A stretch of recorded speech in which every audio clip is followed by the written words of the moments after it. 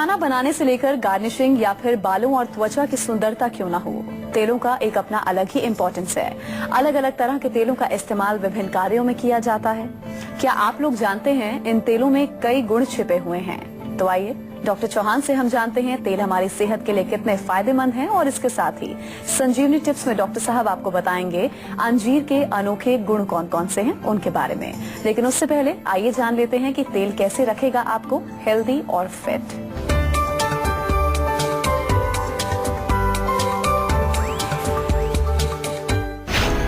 किस ऑयल से बढ़ेगी इम्यूनिटी?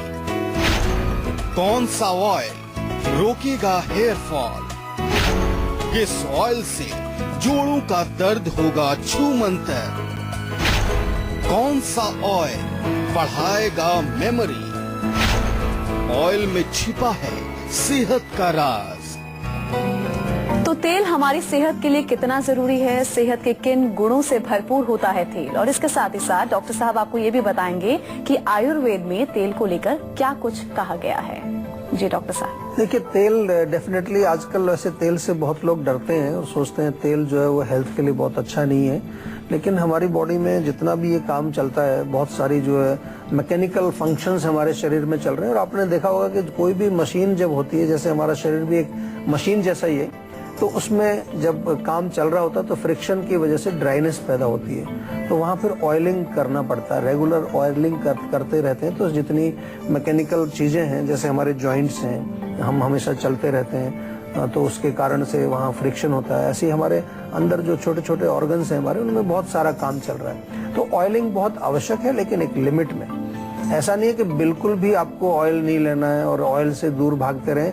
ऐसे लोग भी मैंने देखे हैं जो इतना ज्यादा परहेज करते हैं तो उनके बॉडी में ऐसे ड्राइनेस हो जाती है। तो क्योंकि ऑयल जो होता है उसका एक मेन जो गुण है वो लुब्रिकेशन पैदा करता है। लुब्रिकेशन के साथ साथ बहुत अच्छा हमारे नर्वस सिस्टम के लिए बहुत अच्छा है, हमारी मांसपेशियों को शक्ति देने वाला है, बलवर्धक भी होता है तेल।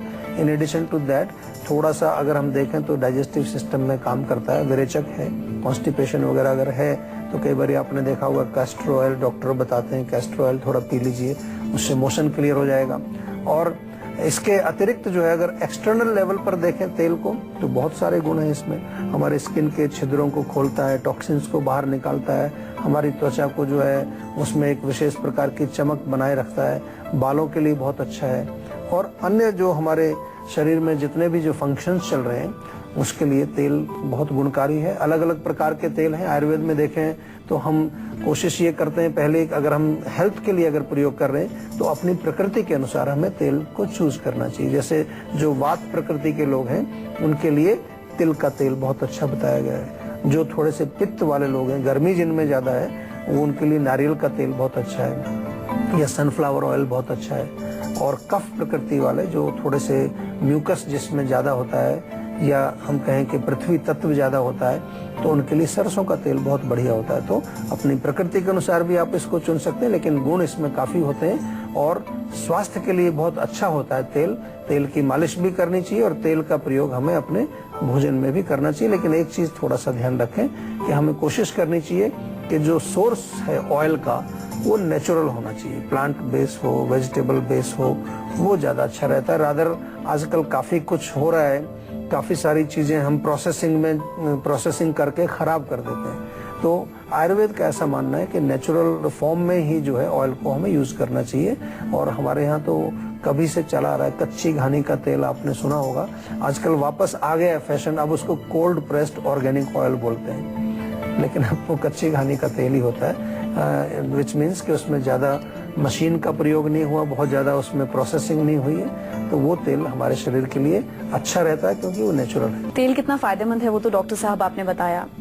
अगर हम तेल का रेगुलर यूज करते हैं, यूसेज में अगर हम रेगुलरली इसे लाते हैं, तो कौन कौन सी सेहत से जुड़ी दिक्कतें हैं जो दूर होती हैं? देखिए, जोड़ों के लिए तो बहुत गजब का है तेल। आपको अगर जॉइंट पेन है, कमर दर्द है, सर्वाइकल हो गया है आपको, या कहीं भी मांसपेशियों में अकड़ाहट आ गई है, स्टिफनेस आपको बॉडी में आ रही है, तो एक्सटर्नली भी और इंटरनली भी, हमारे यहाँ तो इंटरनल भी हम तेल का प्रयोग कराते हैं, खाने में भी देते हैं, ताकि अंदर से भी लुब्रिकेशन हो, तो उसमें बहुत अच्छा काम करता है। नर्वस सिस्टम की कोई भी प्रॉब्लम आपको हो नसों में कहीं ट्रांसमिशन का प्रॉब्लम हो रहा है, कहीं पैर सुन्न हो रहे हैं, कहीं पर सर्कुलेशन का प्रॉब्लम है, उसके लिए बहुत अच्छा है। हमारे मानसिक जो फंक्शंस हैं, ब्रेन के जो फंक्शंस हैं, उनमें बहुत अच्छा काम करता है। यानी कि जो मानसिक विकार हैं, जैसे कि डिप्रेशन हो गया है, एंग्जाइटी हो गई है, इसमें तेल, बादाम का तेल हम खाने के लिए भी देते हैं। इसके अतिरिक्त तेल जो है हमारे नर्वस सिस्टम को तो नरिश करता ही है, लेकिन साथ साथ ये हमारी मेमोरी को भी बढ़ाता है। तो अगर याददाश्त की प्रॉब्लम आपको है या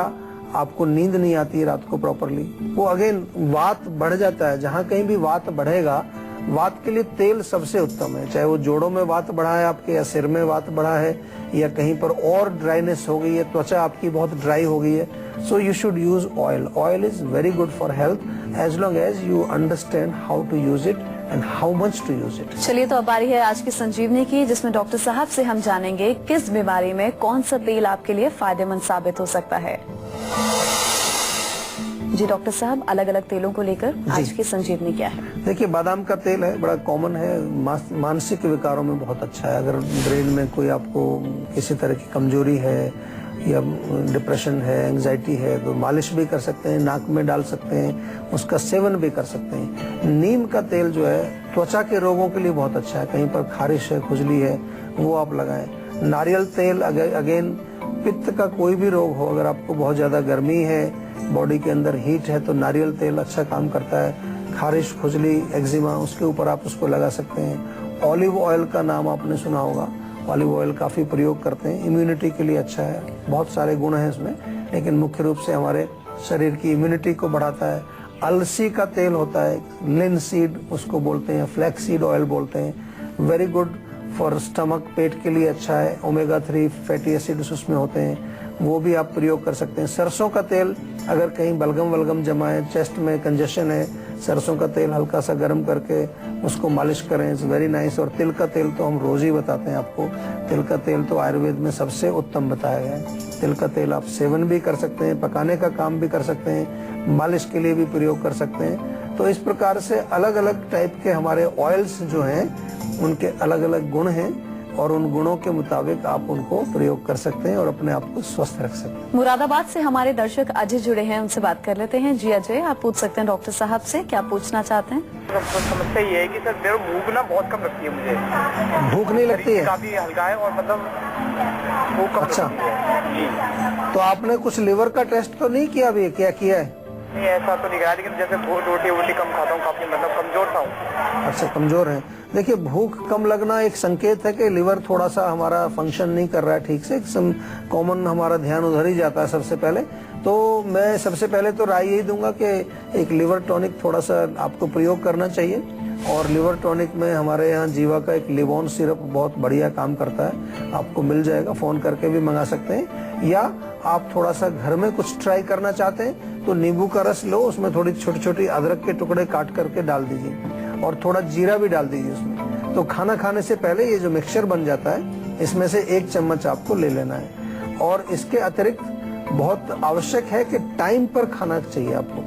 कभी कभार ये भी होता है कि सुबह खा लिया, फिर 1 घंटे बाद फिर कुछ खा लिया, फिर चाय पी ली, फिर थोड़ा सा कुछ स्नैक्स खा लिए, ऐसा होता है कई बार, मैंने देखा है। फिर लोग कहते हैं जी भूख नहीं लगती, दिन भर खाते रहते हैं, फिर कहेंगे भूख ही नहीं लगती है हमें। तो भूख लगेगी कब? जब पुराना खाना आपका पच जाएगा। और खाना पचने में 4 घंटे कम से कम चाहिए, मिनिमम 3 घंटे तो कुछ नहीं खाना चाहिए। अगर फ्रूट्स वगैरह भी बीच में आपको खाने तो 3 घंटे से पहले कुछ मत खाइए। और 4-5 घंटे का गैप 2 मील्स के बीच में आपका रहेगा तो भूख लगती है फिर। और एक्सरसाइज बहुत इंपॉर्टेंट है। कभी कभार हमारा काम है कि सेडेंटरी, दिन भर बैठे ही रहने का काम है, उसके कारण भी भूख कम लगती है। तो थोड़ी एक्सरसाइज करिए, थोड़ा पसीना आना चाहिए, थोड़ा वर्जिश करिए, कुछ आउटडोर गेम्स खेलिए, तो उससे भी भूख आपकी खुलेगी। आगरा से हमारी एक दर्शक फोन लाइन पर मौजूद है, मोनू, उनसे बात कर लेते हैं। जी मोनू, आप पूछ सकती हैं डॉक्टर साहब से, क्या पूछना चाहती हैं? डॉक्टर जी नमस्ते। नमस्ते जी, क्या हाल है आपका? जी सही हूँ मैं, बस पैरों की परेशानी से मैंने आपको कॉल किया है। बताइए क्या परेशानी पैरों में? जी मेरे ना पैरों में बहुत दर्द होता है, थाई पेन होता है कुछ बहुत ज्यादा ही। अच्छा, पूरी टांग में होता है दर्द? नहीं जी, घुटनों से ऊपर। घुटनों से ऊपर, दोनों टांगों में? हाँ जी, बहुत ज्यादा दर्द होता है, जबकि मैं चलती भी नहीं हूँ। अच्छा, और कमर में तो नहीं होता दर्द? जी नहीं, कमर में बिल्कुल दर्द नहीं होता। अच्छा, तो कुछ आपने इसका कुछ अभी निर्णय निकाला कि क्यों दर्द हो रहा है? कुछ पता चला आपको इसके बारे में? जी नहीं। और कब से हो रहा है दर्द? जी अभी 1 साल हो गया। 1 साल? हाँ जी 1 साल हो गया। बीच बीच में कभी कभार ना बहुत ज्यादा दर्द उठ जाता है, सहन नहीं होता। अच्छा, कोई सूजन वगैरह तो नहीं आती वहाँ पर? जी नहीं। अच्छा, देखो अभी जो आप बता रहे हैं इससे कुछ विशेष अभी ये समझ नहीं आ रहा है कि दर्द का कारण क्या है। अक्सर जो है टांगों में दर्द वो कमर की वजह से आता है। कई बार जो हमारी लोअर बैक है, जहाँ पर रीढ़ की हड्डी हमारी जो है समाप्त होती है, वहाँ जो छोटे छोटे हमारे मनके जिनको बोलते हैं, वर्टेब्रा जिनको बोलते हैं, वहाँ से कई बार जो नसें निकलती हैं, वो नसों में कुछ प्रॉब्लम आती है। नस कोई दब गई है, वहाँ पर स्टिफनेस हो गई है लोअर बैक में, उसके कारण आपके टांग में दर्द आ जाता है। लेकिन आपने कहा कि कमर दर्द आपको नहीं है और आपको स्वेलिंग भी नहीं है, वहाँ पर स्वेलिंग के कारण भी होता है। कभी कभार जो है महिलाओं में एक और कारण होता है कि अगर व्हाइट डिस्चार्ज हो रहा है, सफेद पानी जिसको कहते हैं लिकोरिया, या फिर जो है मेंस्ट्रुअल साइकिल में किसी प्रकार की प्रॉब्लम है। कभी कभी ऐसा भी होता है कि प्री मेंस्ट्रुअल सिम्टम जो होते हैं कि बिफोर मेंस्ट्रुएशन, एक हफ्ता पहले, 4 दिन पहले, 5 दिन पहले, इस तरह के लक्षण देखने को मिलते हैं। तो मैं आपको अलग अलग एंगल से बता रहा हूँ कि क्या इसकी वजह हो सकती है। और आयुर्वेद की दृष्टि से थोड़ा सा टेक्निकल भाषा से समझें तो वात का अवरोध यदि होगा, वात अगर रुक जाएगी, मूवमेंट नहीं होगी, तो उसके कारण भी दर्द होता है। या कभी कभार अगर बहुत ज्यादा गर्मी का प्रकोप हो, पित्त ज्यादा बढ़ गया है, तो वो हमारी मांसपेशियों में जम जाए। कई बार आपने देखा होगा कि अगर ज्यादा एक्सरसाइज कर लें, जो एथलीट्स होते हैं, स्पोर्ट्स पीपल जो होते हैं, उनके मसल्स में लैक्टिक एसिड जमा हो जाता है आफ्टर एक्सर्शन, तो वहां फिर दर्द होता है वो। लेकिन आपने कहा कि आप एक्सर्शन कुछ करते नहीं है, चलते फिरते भी नहीं है, तो वो एक एंगल कम दिखता है। वात का एंगल इसमें ज्यादा लग रहा है कि कुछ ना कुछ वहां पर ब्लॉक हुआ है। तो एक तो फिलहाल तिल के तेल की मालिश आप करना शुरू कर दीजिए। हल्का सा गर्म कर लें तिल के तेल को, फिर मालिश करें। रोज दिन में 1 बार जरूर करना है, 2 बार करेंगे तो और भी अच्छा है। इन एडिशन टू दिस, अभी मैं ये भी चाहूंगा आपको कि थोड़ा सा इसको और अच्छी तरह से हम लोग समझने की कोशिश करेंगे। जैसा कि आप आगरा से बोल रहे हैं अभी, तो आगरा में जीवा की क्लिनिक है, वहां जाकर के एक बार हमारे डॉक्टर से आप मुलाकात करिए और थोड़ा सा अच्छी तरह से विस्तार से इसको रोग को समझाइए, ताकि हम इसका उपचार कर सकें। उपचार हम करेंगे जरूर, उसकी चिंता नहीं है, आप ठीक भी होंगे, डोंट वरी, लेकिन रोग को समझना जरूरी होता है। आयुर्वेद का जो मूल सिद्धांत है चिकित्सा का, वो ये है कि we have to understand what is the root cause. केवल ऐसे ही हमने सुना कि दर्द हुआ तो दर्द की गोली नहीं देनी। दर्द की गोली से दर्द तो रुक जाएगा, लेकिन 1 साल हो गया ऑलरेडी आपको, तो हमें ये भी देखना है कि कहीं और आगे चल के कोई भयंकर रोग ना बन जाए। तो definitely Ayurveda can help you. आप आयुर्वेद में बिल्कुल स्वस्थ होंगी, ये मैं आपको आश्वासन दे रहा हूँ। लेकिन क्या करना है, हमें थोड़ा सा रोग को और अच्छी तरह से समझना पड़ेगा। पंजाब से हमारे दर्शक अरुण जुड़े हैं, उनसे बात कर लेते हैं। जी अरुण, आप पूछ सकते हैं, क्या पूछना चाहते हैं? जी सर, मेरे जो है तलवों में और हाथों में बहुत पसीना आता है। जैसे सर्दी हो चाहे गर्मी, पसीने की जो मात्रा होती है वो बराबर होती है। मतलब ये नहीं कि सर्दियों में कम हो गई, बराबर ही आते हैं, जिस वजह से मैं किसी शेक हैंड नहीं कर पाता और हाथ भी काफी मतलब गीले गीले, जैसे मुझे खुद को अच्छा नहीं लगता। हाँ जी, देखिए ये प्रॉब्लम होती है काफी लोगों में, मैंने देखा है, हमारे पास भी काफी केसेस आते हैं। हम सबसे पहले इसको यही मान के चलते हैं कि हमारे जो हथेली हैं, तलवे हैं, कुछ ऐसे एरियाज हैं जहाँ पर हमारे पसीने के जो ग्लैंड्स हैं, स्वेट ग्लैंड्स, वो ज्यादा मात्रा में होते हैं, तो आपके वो थोड़े ओवर एक्टिव हैं। ओवर एक्टिव क्यों है, उसके 2 कारण मेनली हो सकते हैं। एक तो हीट ज्यादा होती है। जब भी आपने देखा होगा गर्मी का संपर्क आपके शरीर में आएगा तो स्वेटिंग नेचुरली ज्यादा होती है, लेकिन आप कह रहे हैं ठंड में भी होती है, तो दैट मीन्स कि एक तो हीट बॉडी के अंदर जमा हो गई, बढ़ गई, पित्त बढ़ा हुआ है, तो पित्त वर्धक चीजें आप ना खाएं। मिर्ची, अचार, खटाई, गर्म चीजें, गर्म तासीर वाली चीजें, उनको बंद करें। आंवले का चूर्ण बढ़िया रहेगा आपके लिए। आंवले का चूर्ण 1 चम्मच सवेरे, 1 चम्मच शाम को नियमित रूप से खाना शुरू करें। दूसरा इसमें कारण मैंने कई बार ये भी देखा है, अपना आपको भी मालूम होगा कि कभी कभार जब हमारे बहुत ज्यादा घबराहट होती है, एंग्जाइटी होती है, मेंटल स्ट्रेस होता है, तब भी पसीना छूटने लगता है। कोई एकदम से कोई ऐसे चैलेंज आ जाए या कोई फियर आ गया, एकदम से किसी चीज से डर लग रहा है, तो पसीना छूटता है। तो वो भी एक हमारा सेकंड ट्रिगर पॉइंट है कि जो स्टिमुलेट करता है। तो अगर मेंटल स्ट्रेस है, कोई और ऐसी तकलीफ है, तो उसका उपचार भी फिर साथ में करना चाहिए। स्ट्रेस फ्री टेबलेट हमारे यहाँ जीवा में बहुत अच्छी है, बहुत सारे लोग उसका प्रयोग करते हैं, बड़ा अच्छा रिजल्ट है। एक इंस्टेंट काम करती है, टेंशन इंस्टेंट दूर करती है, स्ट्रेस फ्री के नाम से आती है, तो that you can also start. और बहुत इंपॉर्टेंट है कि रेगुलर इसका प्रयोग करें, क्योंकि रोग ये बड़ा मुश्किल से जाता है, इतना आसानी से नहीं जाता है रोग। अब बारी है संजीवनी टिप्स की, जिसमें डॉक्टर साहब आपको अंजीर के अनोखे गुणों के बारे में बताएंगे।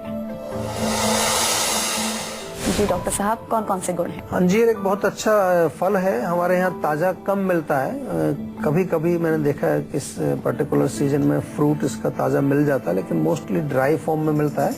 लेकिन ड्राई भी आप प्रयोग कर सकते हैं, उसको थोड़ा सा पानी में भिगो करके सेवन करना चाहिए। रात को अगर 2-3 पीस अंजीर के आप रात को पानी में भिगोएं और सुबह उसको आप खाएं खाली पेट, तो कॉन्स्टिपेशन के लिए बहुत अच्छा है। आपकी आंतें अगर कमजोर हैं, स्लगिश इंटेस्टाइन्स हैं, तो उसमें इट्स वेरी यूजफुल। इसके अलावा अंजीर, अगर चेहरे पर आपको एक्ने वगैरह होता है तो अंजीर का पेस्ट बना करके आप लेप लगा सकते हैं। It is very useful. Calcium की मात्रा इसमें काफी होती है। तो हड्डियों के कुछ रोग हों, आपको ऑस्टियोपोरोसिस है, जोड़ों का दर्द है, हड्डियां कमजोर हैं, तो अंजीर का सेवन करें। It is very useful. Sore throat हो, अगर गला खराब होता है बार बार, तो अंजीर अगेन उसको थोड़ा सा अगर भिगो दें तो अच्छा है। पेस्ट बना करके और थोड़ा हनी के साथ शहद में मिला करके उसको चाटने के लिए बहुत अच्छा है। और अंजीर ऐसे ही आप नियमित रूप से अगर सेवन करेंगे तो it is very good for your hair loss अगर होता है आपको, या स्किन की प्रॉब्लम्स आपको बार बार होती हैं, तो अंजीर का सेवन करना चाहिए। अच्छा फल है और यूजुअली ड्राई फ्रूट्स की शॉप में आपको मिलेगा। एक वो माला सी बनी रहती है, गोल गोल कटा हुआ, तो उसके आप पीसेस आप खाएं। ताज़ा हो, थोड़ा साफ सुथरा धो करके उसको प्रयोग करना चाहिए।